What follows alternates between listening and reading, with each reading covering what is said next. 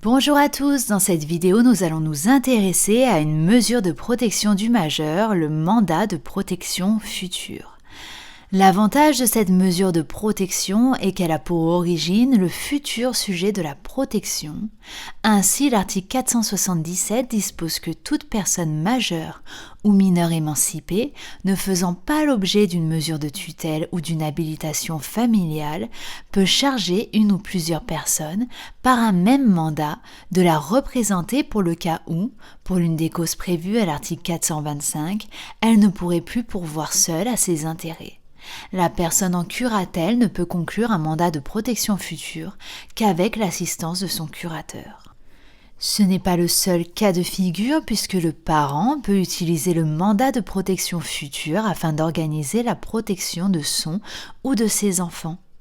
L'article 477 continue donc ainsi : les parents ou le dernier vivant des pères et mères ne faisant pas l'objet d'une mesure de curatelle ou de tutelle ou d'une habilitation familiale qui exercent l'autorité parentale sur leur enfant mineur ou assument la charge matérielle et affective de leur enfant majeur peuvent, pour le cas où cet enfant ne pourrait plus pourvoir seul à ses intérêts pour l'une des causes prévues à l'article 425, désigner un ou plusieurs mandataires chargés de le représenter. Cette désignation prend effet à compter du jour où le mandant décède ou ne peut plus prendre soin de l'intéressé.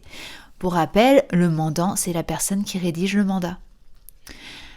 Alors, l'article 425 du Code civil, qui est mentionné à l'article 477, il nous dit que toute personne dans l'impossibilité de pourvoir seule à ses intérêts en raison d'une altération médicalement constatée, soit de ses facultés mentales, soit de ses facultés corporelles de nature à empêcher l'expression de sa volonté, peut bénéficier d'une mesure de protection juridique prévue au présent chapitre. S'il n'en est disposé autrement, la mesure est destinée à la protection tant de la personne que des intérêts patrimoniaux de celle-ci. Elle peut toutefois être limitée expressément à l'une de ces deux missions. L'article 477 nous dit enfin que le mandat est conclu par acte notarié ou par acte sous signature privée. Point de vocabulaire, le mandant est donc la personne à l'origine du mandat de protection future. Elle sera donc le futur majeur protégé si le mandat est établi pour son propre intérêt ou le parent qui établit un mandat pour protéger son enfant. La personne qui exécutera ce mandat sera connue sous le nom de mandataire. Il peut y avoir un seul mandataire ou plusieurs. Et il peut s'agir d'une personne physique, donc d'un individu, l'oncle, la tante, le grand-père, etc., ou d'une personne morale.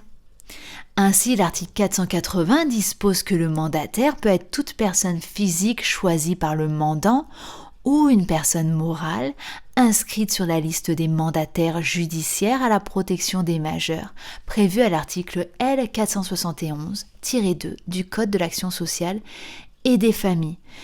Donc, ce sera, quand c'est une personne morale, un mandataire judiciaire à la protection des majeurs, donc une personne réglementée, afin d'éviter par exemple de faire un mandat de protection future avec, pour mandataire, une secte. Ce serait un petit peu dommage. Le mandataire doit, pendant toute l'exécution du mandat, jouir de la capacité civile et remplir les conditions prévues pour les charges tutélaires par l'article 395 et les deux derniers alinéas de l'article 445 du présent code. Il ne peut, pendant cette exécution, être déchargé de ses fonctions qu'avec l'autorisation du juge des tutelles. L'article 482 du Code civil complète ainsi : le mandataire exécute personnellement le mandat. Toutefois, il peut se substituer à un tiers pour les actes de gestion du patrimoine, mais seulement à titre spécial. Le mandataire répond de la personne qu'il s'est substituée dans les conditions de l'article 1994. C'est-à-dire, quand il se substitue un tiers, il demande à quelqu'un d'autre d'exécuter ses actes de gestion du patrimoine.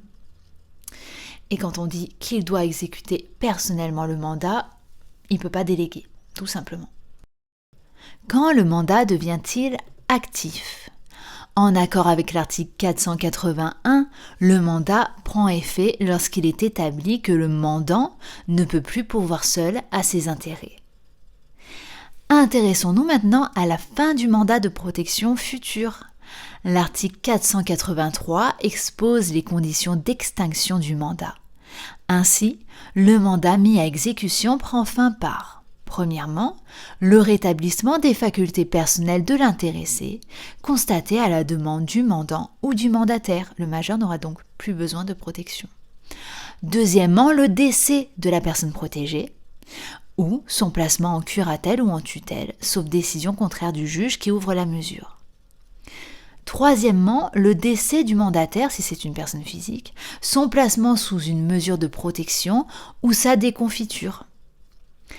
Quatrièmement, sa révocation, prononcée par le juge des tutelles à la demande de tout intéressé lorsqu'il s'avère que les conditions prévues par l'article 425 ne sont pas réunies ou lorsque l'exécution du mandat est de nature à porter atteinte aux intérêts du mandant.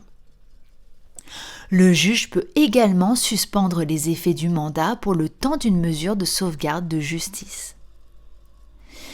Le mandat de protection future peut également, en accord avec l'article 485, prendre fin pour être remplacé par une autre mesure de protection.